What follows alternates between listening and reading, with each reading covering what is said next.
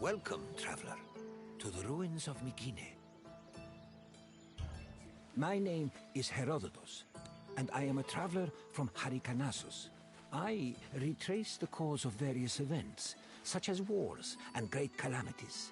I describe what I see and record what I'm told, all with the aim of providing a better understanding of why these things occur. Look for me to introduce you to many sights. It is humbling to stand in the remnants of such a great civilization. Looking at these ruins, I am reminded that the past is never as far behind us as we think. These are the ruins of Mykine, center of the old Mykinian civilization. It was home to great warriors and heroes. In many ways, places like Athens and Sparta stand on the shoulders of its accomplishments. This tour will take you through its ruins and introduce you to its most important monuments, revealing its history in the process. I hope you enjoy yourself. I'll be waiting for you at the end of your visit.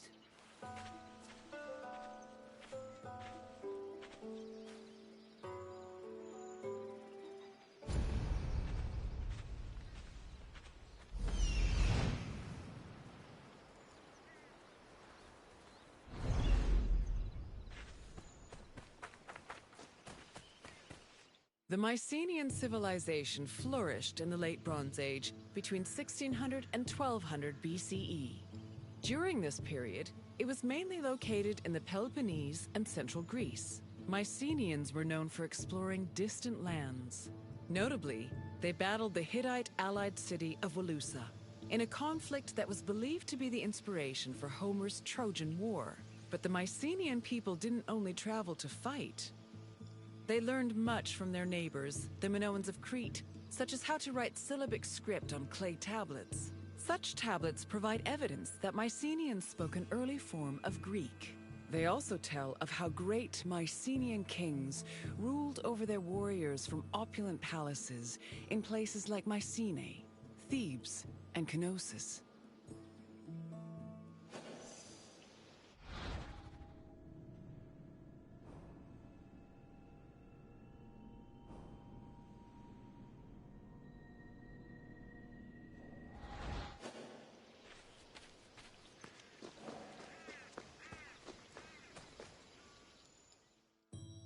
The entrance to Agamemnon's citadel, or the Lion Gate, is one of the most iconic monuments in Mycenae. It is impressive for both its height and for the intimidating rendering on its relief, which depicts two lions standing on either side of a column.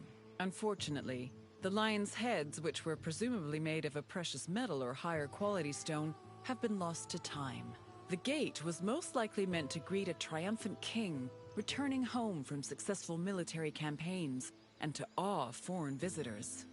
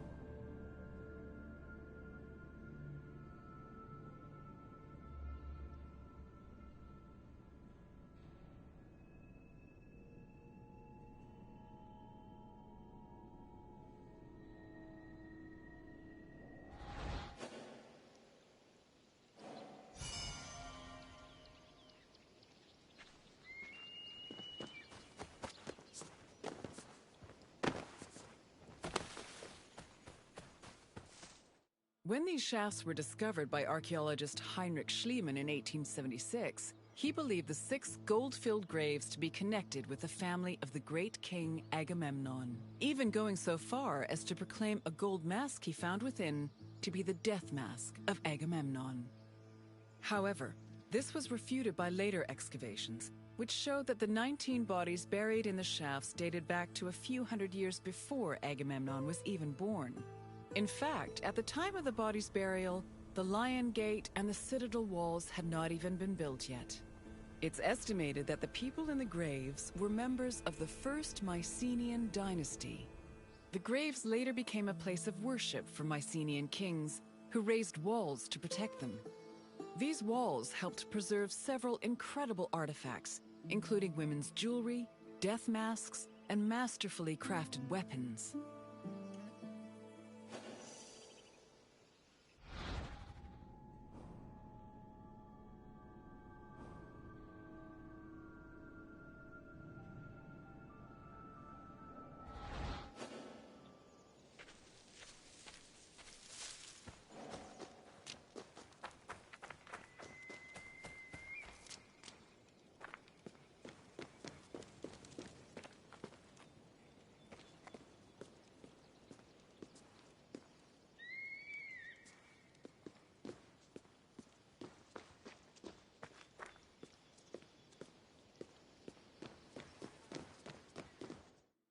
By 1250 BCE, Mycenae was at the height of its power, and its living quarters and workshops were numerous. Houses were built everywhere, from the top of the palace's hill near the king's residence, to the slopes and terraces within the walls, to the nearby hills outside the citadel.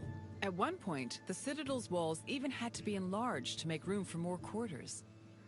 The people who lived inside the citadel were those with high status in either the military, religious, or administrative sectors of the kingdom. This is reflected by the ceramic and metal vessels inside the houses, as well as their painted plastered walls.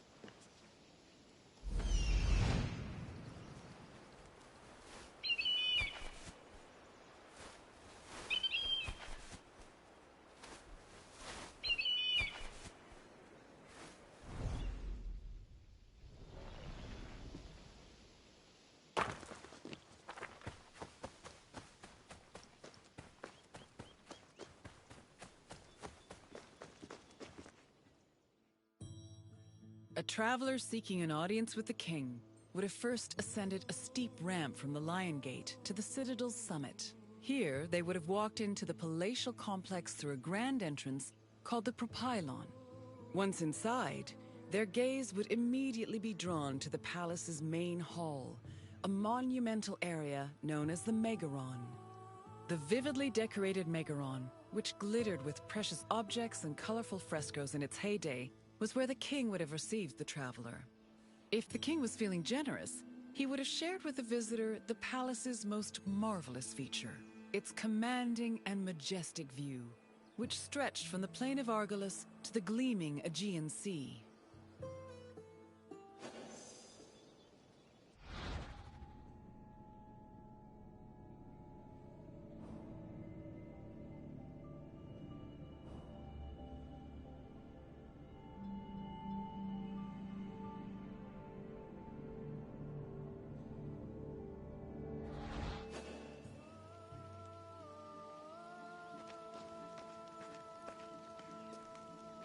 I will see you again soon, traveler.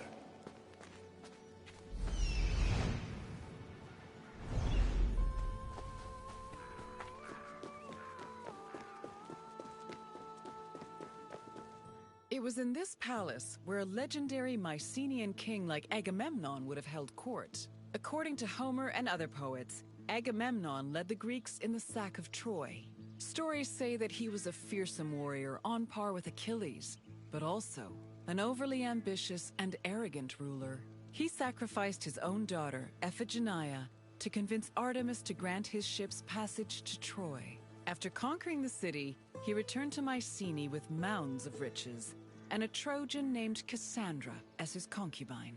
Agamemnon's wife, Clytemnestra, was not pleased with her husband's sacrifice of their daughter. She plotted to murder her husband out of anger. The plot was successful, and, depending on the version of the story, Agamemnon was either murdered in his bath by Clytemnestra or killed by his cousin Aegisthus during a banquet.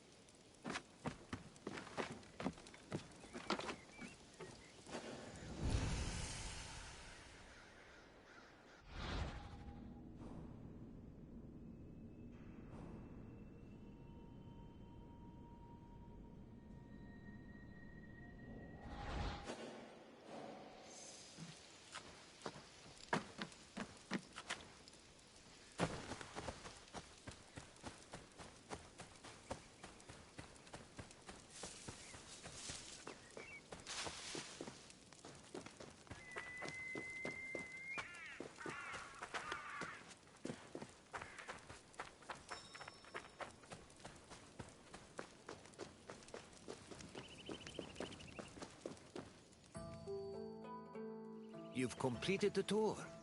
I trust it was an eye-opening experience. Though it did not last, Mycenae was a sort of precursor to what would eventually become the Greek civilization we know today. It's important we remember them, if only to avoid repeating their mistakes. Now, what else would you like to do? Then let's begin. First, I have quite a simple question. Which ancient city may have been the inspiration for Homer's depiction of Troy? No, the Mycenaeans who were at war with Troy in the first place. Yes, the Mycenaeans' conflict with the city of Wilusa allegedly inspired Homer's Trojan War. Now for the second question. Agamemnon sacrificed his daughter Iphigenia to convince which god to allow him to proceed to Troy? Yes, Agamemnon sacrificed Iphigenia to reconcile with Artemis, who then allowed his ships to pass to Troy. Now, one last question.